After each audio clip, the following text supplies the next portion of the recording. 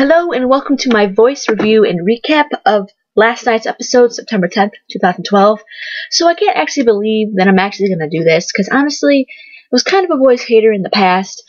And not because I didn't like the show, just because I kind of hated how the judges kind of acted like it was like, oh, it's the best. Hold on, there's something behind. Frick is all this stuff. Move! Just because I didn't like how the judges acted like, oh, it's the best singing competition show in the world, when it really isn't. Like, have they really had any stars come out of their past two seasons? No, they haven't. And, and they make it seem like they create superstars, and they haven't yet. So once they do that, then they can talk. But, I was kind of annoyed by that, and, I kind of didn't like how it was stealing the American Idol's ratings, only because Idol's like my baby. But, I accepted the fact that The Voice isn't going anywhere. And, I enjoy singing competitions, so might as well watch it. So, here I am reviewing it on YouTube. Alright, so this year, apparently the rules are a little different, and I'm not really familiar with the rules in the first place, because I haven't really watched the show all the way through. All I know is they have the blind auditions, and then they form teams. And then they have the battle rounds, which I'm not really sure how that goes, because I never really watched the battle rounds. I think I watched one episode one time, and I don't really remember how it went. I remember they battled it out, but I don't really know how that works. And then they have the live rounds, where people vote. I'm pretty sure that's how it works. So, as for new rules, all I know is this year there are teams of 16 instead of 12. So, first up we had Terry McDermott, age 35, and he is from Scotland. He has like a rocker type voice. He was good, it wasn't jumping up and down, but like CeeLo and Adam turned around for him, and Terry ends up picking Blake as his coach. I thought he was good. He had a good voice. Yeah, he was okay. I mean, he wasn't like anything like woo. So next we have a girl named De-Borah. I think that's how you say her name, and she's saying, "Hey, soul sister." So this chick is definitely a character. For one, she looks like a guy, and she did come out and say that she was gay, which I'm absolutely fine with. I'm all for gay rights.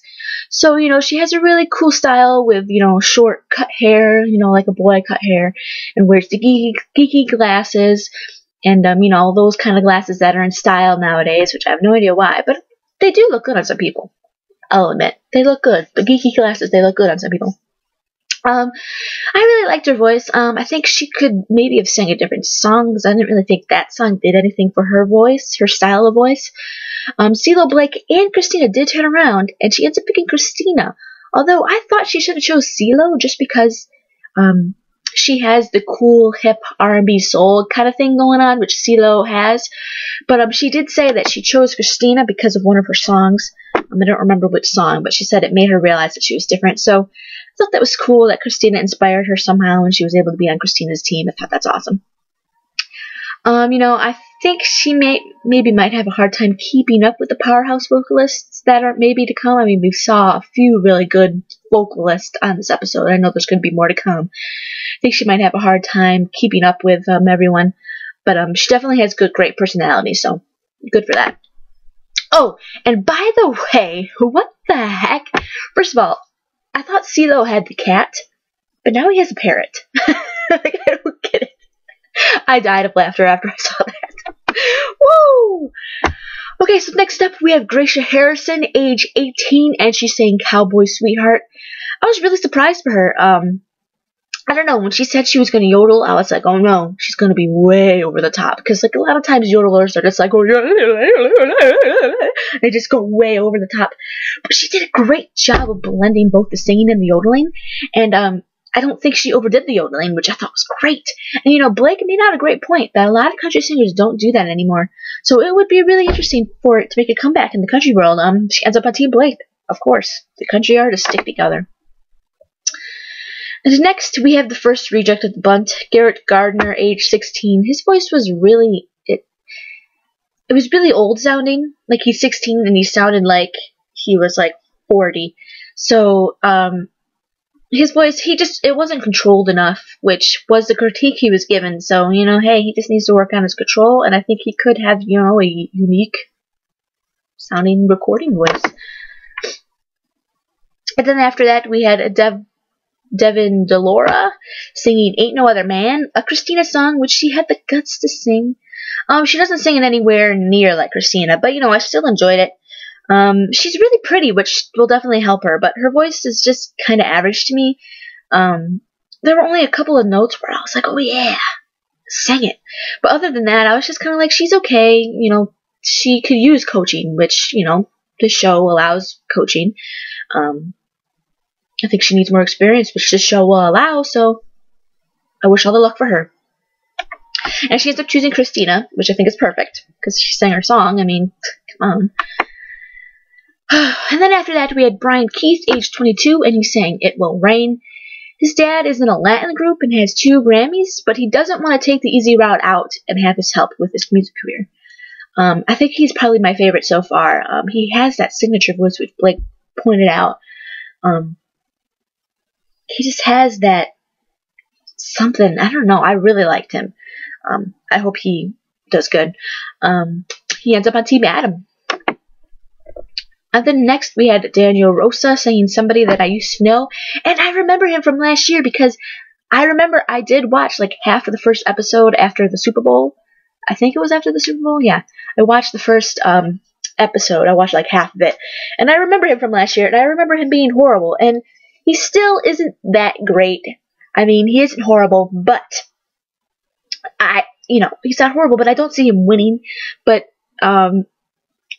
I don't even see him, even making it past the battle rounds. He has a cool tone. It's different. But he has absolutely no control whatsoever, and his pitch is all over the place. But I'll still give him points for effort and not giving up. And he ends up on CeeLo's team. And then next we have Anita, I don't know how to say her name. Anita Antoinette, and she's saying No Woman, No Cry. She is Jamaican, and she graduated from Berklee College of Music, so I was expecting her to be really good, but she just wasn't that special. She had an okay voice, a nice tone, but, nothing special. She didn't do anything spectacular with it. I think she should have chose a different song, but she said that Bob Marley is one of her inspirations, and, that makes sense because she's Jamaican, and he's a big influence in the Jamaican culture. But the song just didn't suit her voice at all, so no one turned around for her. She said that she will be back next year, so let's see how that goes. And then next we have Joe Kirkland's age 24, and he's saying Gives You Hell. I really like this guy. He said he has a band, which he was a backup singer first, and he was signed to a label, but his lead singer bailed and the record company dropped them, and now he's just trying to make it, which this is one thing that I really do like about this show, is you are allowed to have a record label already. American Idol does not allow that. They do not allow you to have been on a record label. Even though there have been contestants in the past who have been on independent labels, like Carly Smithinson, or whatever, I don't know how to say her name. She was on an independent label. Paul McDonald, he was on a independent label, but you can't be on a major label and be on American Idol. You could have been on a major label in the past and be on The Voice. And I think that's really, really cool. I think that's, just because you get signed from the label doesn't mean you're going to become a star. That's just the first step. Getting signed is just the first step, but that doesn't mean that you made it. So I think that's really cool.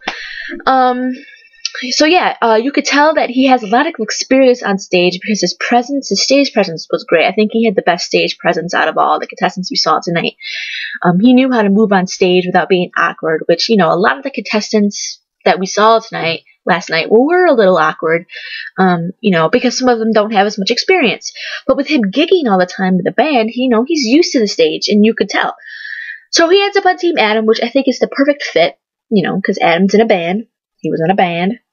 They kind of have similar styles. He's saying Gives You Hell by All American Rejects. They're kind of similar to Maroon 5. So, excuse me. I think he did a smart choice by picking Adam. And next we have Jessica Sharp, age 23, and she's saying Son of a Preacher Man. She was okay. She had a nice, rich tone, but she didn't really push it to the limit. So no one turned around. She was bawling, whatever. The show has a lot of tears. Like, the parents and the families, they always cry when they make it or if they don't make it. It's kind of crazy. And then lastly, we had Trevin Hunte. I think that's how you say his name. Not necessarily sure. He's only 18 years old, and he looks like he's at least 25, I swear. And he sang Listen. And, I think it's very interesting to see a guy sing this song, and I thought he did it well. He has a great powerhouse voice, and I honestly can't believe he was only 18. He was really good. I definitely see him being a front runner in this competition. So that was the review. So I just have a little side note. So the way that I will be putting my videos up is going to be a little different this time. I normally try to put the videos up as soon as possible that night, but with work, my sleep schedule is gonna be crazy, and work's just crazy. So what I'm gonna do is, if I have work the next day, I'm gonna suck it up and get the video out that night because I won't have time the next day. But if I do have a day off, I will do it the following day so I can get some sleep. So, do you get it? Do you kind of get what I'm saying? So pretty much, if I don't put the commentary up the night of, don't worry, I'll be putting it up the next day. So, anyways, the song that was playing in the beginning of the review was Lauren Alaina's cover from Season 10 of Idol, Candle in the Wind. Check out our album Wildflower that came out last October. Thank you all for watching, and follow me on Twitter at ScottyHaleyFan. There will be a link in the description. I might be changing my Twitter name soon. I don't know. I'm kind of getting sick of the Scotty Haley fan because it's a very unoriginal name. So, see you tomorrow. Or tonight. I don't know.